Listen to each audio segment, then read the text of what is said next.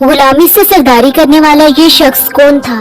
جو کہ غلام تھا، غلام کا بیٹا تھا، لیکن بڑے بڑے سردار اس کے ہاتھ چومتے تھے۔ وہ شخص کوئی اور نہیں بلکہ عاشق رسول خدا حضرت بلال حبشی تھے، کہ جن کے متعلق خود رسول خدا نے ارشاد فرمایا تھا کہ بلال کس قدر اچھا آدمی ہے، وہ تمام مؤذنوں کا سردار ہے۔ حضرت بلال کا پورا نام بلال ابن ریاح الحبشی تھا۔ آپ کے والد رباح حبشہ کے رہنے والے تھے۔ حبشہ ملک عرب کے مغرب میں آباد ایک افریقی ملک ہے کہ جہاں کے لوگوں کا عموماً رنگ سیاہ ہوتا ہے، لہٰذا حضرت بلال کا رنگ بھی سیاہی مائل تھا۔ زمانہ جاہلیت میں ہی حضرت بلال کے والدین مکہ میں آ کر یہیں پر بس گئے تھے۔ حضرت بلال کے والدین حبشہ کے غلاموں میں سے تھے، لہٰذا حضرت بلال پیدائشی طور پر مکہ کے ایک قبیلہ بنی جمع کے غلام تھے۔ حضرت بلال حبشی وہ مشہور صحابی ہیں جو مسجد نبوی کے ہمیشہ مؤذن رہے۔ شروع میں آپ ایک کافر کے غلام تھے۔ امیہ ابن حلف مکے کے سرداروں میں سے ایک سردار تھا، جو کفر و شرک کا بہت بڑا پیشوا اور اسلام اور مسلمانوں کے حق میں روئے زمین کا ایک بہت بڑا شیطان تھا۔ ایک دن اس کو پتا چلا کہ اس کے کسی غلام نے بتوں کو پوجنے سے انکار کر کے کسی اور کو معبود بنا رکھا ہے۔ اس نے غلام کو فوراً بلوایا اور پوچھا کہ میں نے سنا ہے کہ تم نے کوئی اور معبود بنا لیا ہے، سچ سچ بتاؤ کہ تم کس کی عبادت کرتے ہو؟ غلام نے کہا کہ محمد صلی اللہ علیہ وآلہ وسلم کی خدا کی عبادت کرتا ہوں۔ بس امیہ غصے میں آ گیا اور کہنے لگا کہ محمد کے خدا کی پرستش کرنے کا یہ مطلب ہوا کہ تم ہمارے مقدس بتوں کے دشمن ہو۔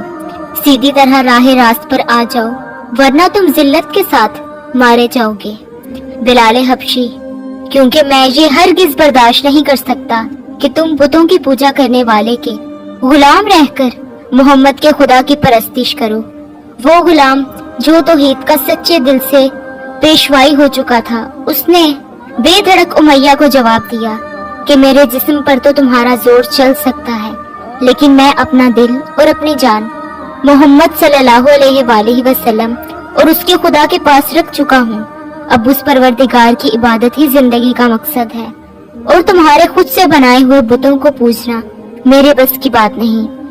لہٰذا یہ سن کر امیہ بن حلف غیظ و غضبناک اور غصے سے پاگل ہو گیا۔ اس نے کہا کہ اچھا، اب تو اپنے بے دینی کا مزہ چکھ، دیکھتا ہوں کہ محمد اور اس کا خدا تجھے کیسے بچاتا ہے۔ لہٰذا امیہ کے تشدد حضرت بلال پر شروع ہو گئے۔ مکہ کی سرزمین گرمی کے سبب بڑی مشہور تھی۔ امیہ اپنے غلام بلال کو تپتی دھوپ میں زمین پر لٹا کر سینے پر بھاری پتھر رکھ دیتا تاکہ وہ تڑپتا رہے، اور پھر کہتا تھا کہ محمد کے دین کو جھوٹا کہو۔ لیکن اتنے ظلم کے باوجود بھی حضرت بلال کے منہ سے سوائے احد احد کے کچھ نہ نکلتا تھا۔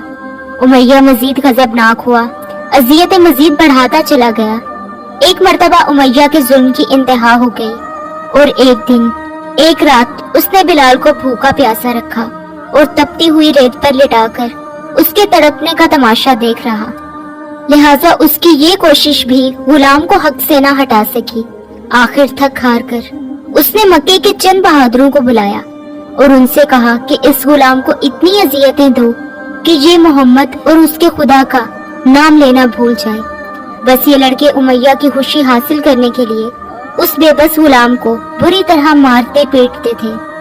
جسم کے کپڑے اتروا کر لوہے کی چادریں پہنا کر اسے تپتی دھوپ میں کھڑا کر دیتے، لیکن غلام کی زبان سے احد احد کے سوا کچھ نہ نکلتا تھا۔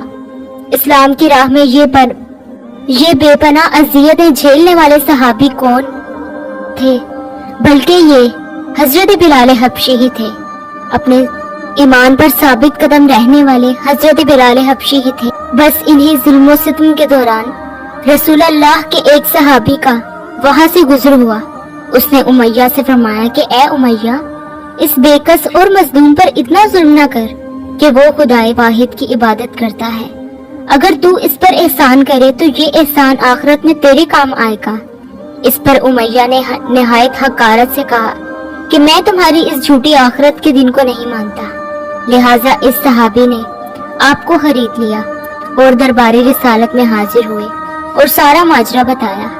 حضرت بلال نے اس غلامی میں 28 سال گزارے، لیکن آپ چونکہ نہایت ہی نیک اور پاکیزہ طبیعت کے تھے، لہٰذا جب رسول خدا نے دعوت توحید دی تو آپ نے قبول کی۔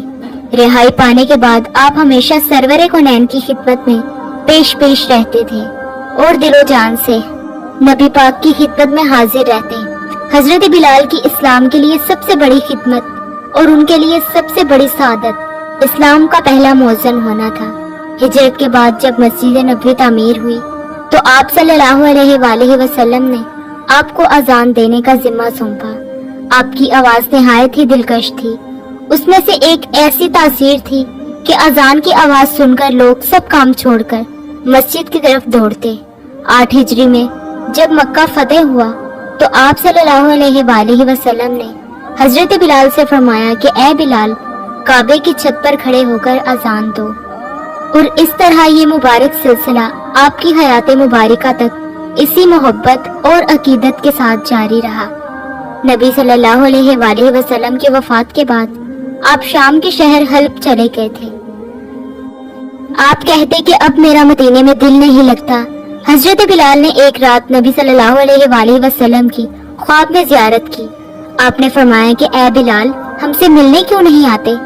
صبح ہوتے ہی آپ مدینے کی جانب روانہ ہو گئے۔ جیسے ہی آپ مدینے میں داخل ہوئے، شہر میں شور برپا ہوا کہ مؤذن رسول آ گئے۔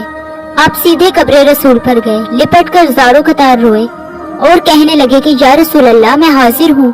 نماز کا وقت ہوا تو صحابہ نے اصرار کیا کہ آپ ہی اذان دیں، لہٰذا آپ نے جیسے ہی اللہ اکبر کہا تو کوہرام برپا ہو گیا۔ لوگ گلیوں سے روتے ہوئے مسجد نبوی کی جانب بڑھے۔ یہ حضرت بلال کی زندگی کی آخری اذان تھی۔